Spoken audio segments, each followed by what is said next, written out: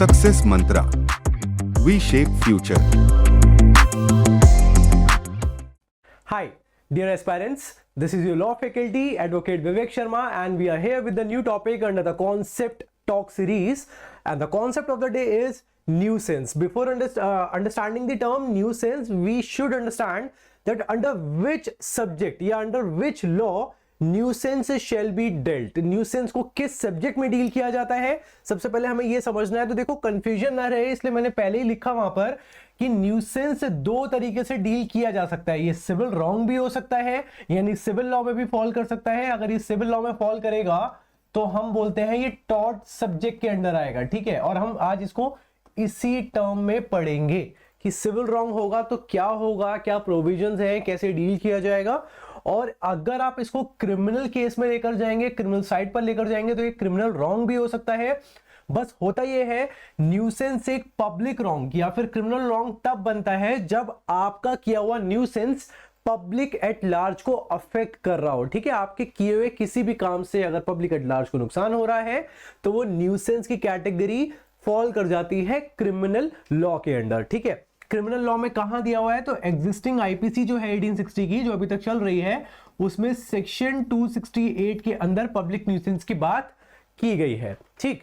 अब देखो हम पढ़ेंगे कि न्यूसेंस सिविल रॉन्ग यानी टॉर्ट सब्जेक्ट के अंदर कैसे डील किया जाता है।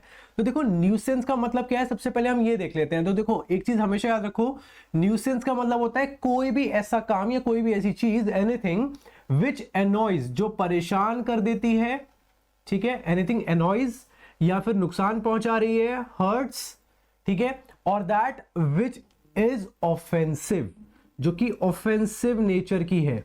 भाई फॉर एग्जांपल आप समझो, अगर मैं आपका नेबर हूं, ठीक है, और मैंने बहुत तेज गाने बजा रखे हैं तो यहां पर क्या होगा, यहां पर साउंड पॉल्यूशन क्रिएट होगा। साउंड को आप छू नहीं सकते हैं, ठीक है। It is intangible but it can be felt, है ना, हम इसको फील कर सकते हैं और ये हमें परेशान कर रही है। तो कहा जाएगा कि आप न्यूसेंस क्रिएट कर रहे हैं। तो न्यूसेंस का मतलब होता है जब आप इंटरफेरेंस क्रिएट कर रहे हो, ठीक है। जब आप इंटरफेरेंस क्रिएट कर रहे हैं किस चीज के साथ, interference with the enjoyment of land.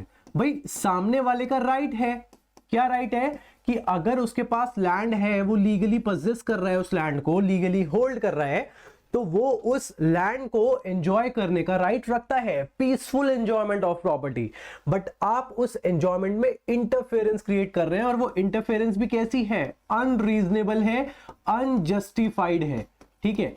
तो जब आप अनरीजनेबल इंटरफेरेंस क्रिएट कर रहे हैं एंजॉयमेंट ऑफ लैंड के साथ तो हम कहेंगे कि आपने न्यूसेंस किया है। जैसे कि कई बार ऐसा भी होता है कि कुछ लोग अपने घर पे किसी कूड़े कचरे को जला देते हैं, है ना, तो स्मोक आ रहा है। अब अगेन स्मोक को छुआ नहीं जा सकता बट फील किया जा सकता है ना। एंजॉयमेंट ऑफ प्रॉपर्टी में इंटरफेरेंस क्रिएट हो रही है तो कहा जाएगा कि सामने वाला न्यूसेंस कर रहा है। अच्छा, न्यूसेंस का आपने केस किया, सिविल केस किया। अब जब सिविल केस किया है टॉर्ट का तो बदले में हमें रेमेडी के नाम पर क्या मिलेगा, रेमेडी के नाम पर हमें मिलेगा कॉम्पेंसेशन, ठीक।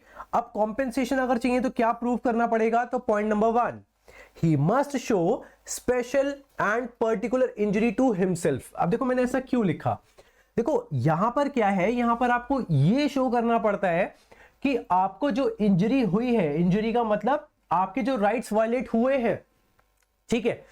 तो वो जो राइट्स वायलेट हुए हैं वो कुछ इस तरीके के हुए हैं कि बाकी आसपास में किसी और को ज्यादा नुकसान नहीं हुआ है बट आपको कुछ स्पेशल या फिर पर्टिकुलर इंजरी हुई है जो एज कंपैरिजन टू अदर्स बाकियों को नहीं हुई है। तो यहां आपको प्रूव करना पड़ेगा कि स्पेशल या फिर particular injury to himself as compare to others, ठीक। Point number 1। Point number 2, injury must be direct, यानी सामने वाला जो भी कर रहा है उसका डायरेक्ट कॉन्सिक्वेंस, नेगेटिव कॉन्सिक्वेंस आपके ऊपर आया है तो वो डायरेक्ट होना चाहिए, इनडायरेक्ट नहीं होना चाहिए। भाई ऐसा नहीं होना चाहिए कि मैंने कुछ किया, मेरे कुछ करने के बाद किसी और को नुकसान हुआ, उसके बाद किसी और को नुकसान हुआ, उसके बाद उसकी वजह से आपको नुकसान हो रहा है। वो चेन बन जाता है कई बार, है ना।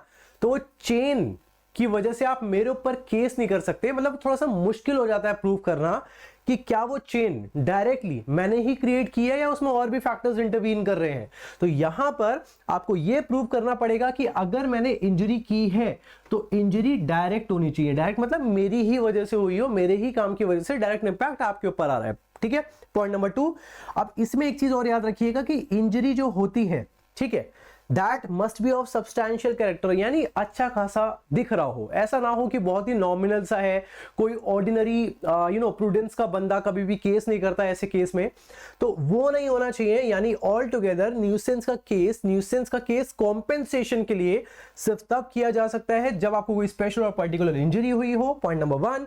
पॉइंट नंबर 2, इंजरी डायरेक्ट होनी चाहिए, यानी अगर मैं कुछ कर रहा हूं तो मेरी वजह से सीधा सीधा नुकसान आपको हो रहा है। ठीक, उसके बाद that injury must B of substantial character. ठीक, तो this is the concept of nuisance. एक चीज और याद रखिएगा, न्यूसेंस जनरली मैं कमिट कर सकता हूं किसी एक